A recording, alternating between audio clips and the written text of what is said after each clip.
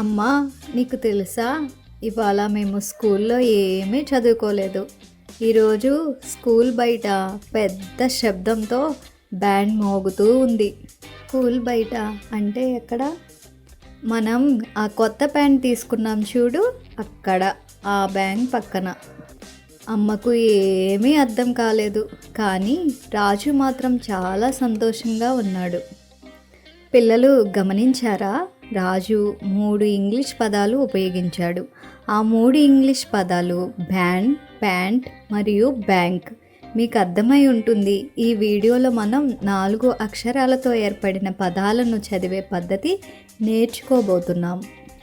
4 letter words with oval ఏ.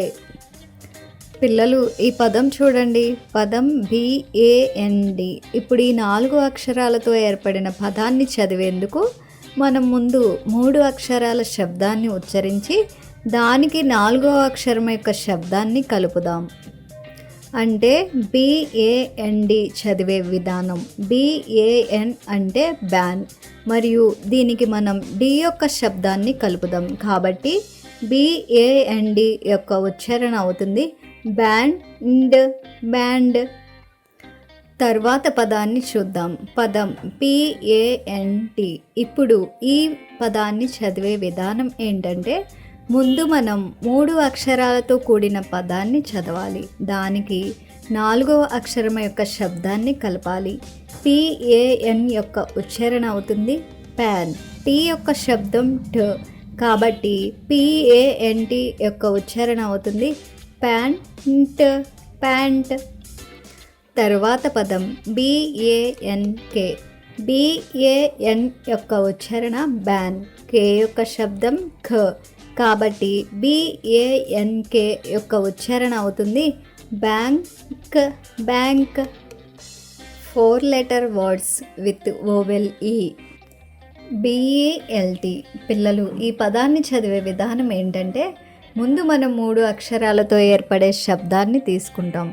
ఆ పైన దానికి 4వ అక్షరం యొక్క శబ్దాన్ని కలుపుదాం. కాబట్టి ఈ పదాన్ని చదివేందుకు మనం BEL యొక్క శబ్దాన్ని తీసుకొని దానికి T యొక్క శబ్దాన్ని కలుపుదాం. దీని ఉచ్చారణ అవుతుంది బెల్ట్, బెల్ట్. బెల్ట్ అంటే పట్టి. తర్వాత పదం చూద్దాం. BEND. చదివే విధానం మళ్ళీ అదే. BEN యొక్క ఉచ్చారణ బెన్. D యొక్క శబ్దం ఢ, కాబట్టి BEND యొక్క ఉచ్చారణ అవుతుంది బెండ్, బెండ్. బెండ్ అంటే వంగడం. తర్వాత పదం చూద్దాం. పదం MELT. MEL యొక్క ఉచ్చారణ మెల్. T యొక్క శబ్దం ట, కాబట్టి MELT యొక్క ఉచ్చారణ అవుతుంది మెల్ట్, మెల్ట్. మెల్ట్ అంటే కరగడం. 4 letter words with oval I. పదం GIFT. పిల్లలు, ఈ పదాన్ని చదివే విధానం మళ్ళీ అదే. అంటే ముందుగా మనం మొదటి 3 అక్షరాల శబ్దాన్ని తీసుకొని దానికి 4వ అక్షరం యొక్క శబ్దాన్ని కలుపుతాం. రండి ఆ పదాన్ని చూద్దాం. GIFT. GIF యొక్క శబ్దం అవుతుంది గిఫ్. T యొక్క శబ్దం ట, కాబట్టి GIFT యొక్క ఉచ్చారణ అవుతుంది గిఫ్ట్, గిఫ్ట్. గిఫ్ట్ అంటే బహుమతి. తరువాత పదం చూద్దాం. పదం LIFT.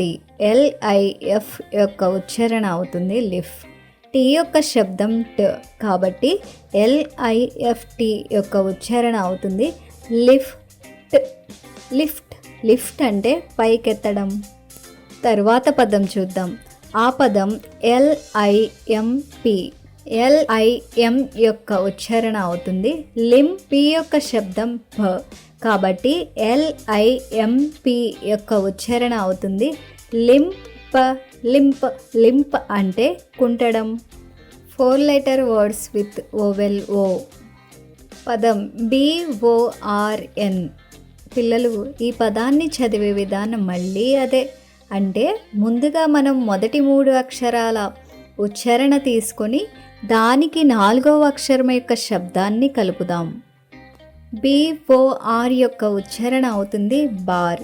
N యొక్క శబ్దం న కాబట్టి BORN యొక్క ఉచ్చారణ అవుతుంది బార్ న్. బార్న్. బార్న్ అంటే జన్మించడం. తరువాత పదం చూద్దాం. CORK. పిల్లలు COR యొక్క శబ్దం అవుతుంది కార్. K యొక్క శబ్దం క కాబట్టి CORK యొక్క ఉచ్చారణ అవుతుంది కార్క్. కార్క్. కార్క్ అంటే సీసా మూత. తరువాత పదం చూద్దాం. ఆ పదం LONG. LON యొక్క ఉచ్చారణ అవుతుంది లాంగ్. G యొక్క శబ్దం ఘ కాబట్టి LONG యొక్క ఉచ్చారణ అవుతుంది లాంగ్. లాంగ్. లాంగ్ అంటే పొడవు. 4 letter words with oval you. పదండి చూద్దాం. ఆ పదం HUMP. పిల్లలు ఈ పదాన్ని చదివే విధానం మళ్ళీ అదే. అంటే ముందుగా మనం మొదటి 3 అక్షరాల శబ్దం తీసుకొని దానికి 4వ అక్షరం యొక్క శబ్దాన్ని కలుపుతాం. ఈ 4 అక్షరాల పదాన్ని చదివే విధానం ఏంటంటే HUM యొక్క శబ్దం అవుతుంది హమ్.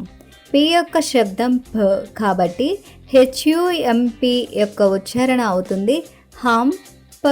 హంప్. హంప్ అంటే మూపురం. తరువాత పదం చూద్దాం. ఆ పదం CURD. CUR యొక్క శబ్దం అవుతుంది కర్. D యొక్క శబ్దం ఢ కాబట్టి CURD యొక్క ఉచ్చారణ అవుతుంది కర్డ్. కర్డ్. కర్డ్ అంటే పెరుగు. తరువాత పదం చూద్దాం. ఆ పదం DUNG. DUN యొక్క శబ్దం అవుతుంది డన్. G యొక్క శబ్దం ఘ కాబట్టి DUNG యొక్క ఉచ్చారణ అవుతుంది డన్ గ. డంగ్. డంగ్ అంటే పేడ.